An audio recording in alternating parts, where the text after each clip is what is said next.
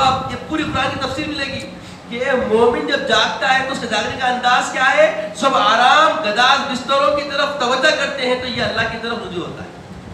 تو اس طرف رجوع ہونے کی حرارت جگانے کے لیے، ہمارے اندر حرارت پیدا کرنے کے لیے اللہ نے اپنے محبوب کے ذریعے یہ راتیں عطا فرمائی. ایک روایت میں آتا ہے کہ عباس کی روایت دیکھیے، اللہ کے رسول صلی اللہ علیہ وسلم کے بعد جبریل علیہ السلام تشریف لائے.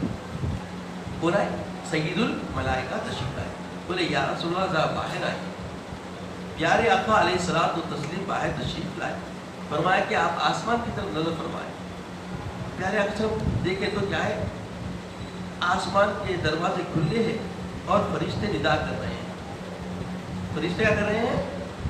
ندا کر رہے ہیں، اور نداؤں کی آواز آ رہی ہے طوبی لمن خرع فی هذه الليل، طوبی لمن قام فی هذه الليل، طوبی لمن سجد فی هذه الليل، طوبی لمن رکع فی هذه الليل، طوبی لمن تاب فی هذه الليل.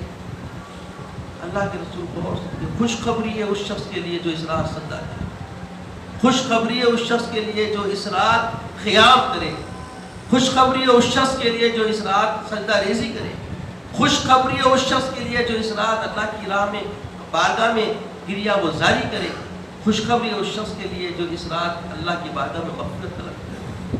پھر اور روایتوں میں آتے ہیں کہ ہے کوئی مانگنے والا کہ میں اسے عطا کروں، ہے کوئی رزق کا مانگنے والا کہ اس کی رزق میں اضافہ کروں، ہے کوئی مغفرت مانگنے والا کہ میں اس کو مغفرت عطا کروں. اور اس کے بعد میں کذا کذا کذا کذا استعمال بات نہیں، اسی طرح ایسا ایسا نہیں. اللہ تعالیٰ کئی مزدے سناتا ہے کہ بیماری سے شفا چاہتا ہے تو اس رات اللہ شفا دینے والا ہے. مغفرت چاہتا ہے تو اس رات اللہ تعالیٰ مغفرت دینے والا ہے. رزق کا کوئی طالب ہے تو اس رات رزق عطا کرنے والا ہے. پھر ایک روایت میں آتا ہے کہ اللہ کے رسول بی بی عائشہ سے پوچھتے ہیں، سوال کرتے ہیں کہ بی بی عائشہ بتاؤ شب برات کیا ہے تمہیں معلوم؟ لیلۃ النصف من شعبان